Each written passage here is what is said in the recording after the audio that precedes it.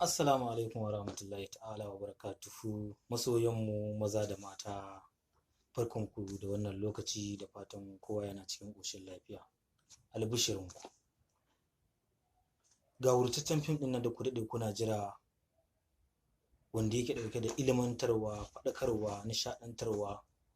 Ba kowane fim bane illa ya abakulu. Ya abakulu har mun fara sakan muku shi ma a tasha mai suna Raps TV. Da haka masoyanmu, ku daure ku yi mana subscribing, ku danna mana ƙararrawa, ku yi mana liking, kai har ma ku yi mana sharing sa. Ina muku fatan alkhairi. Ni ne naku injiniya Jamilu Small. Ku huta lafiya. Godiya muke masoya. Kar ku manta, ya abakulu.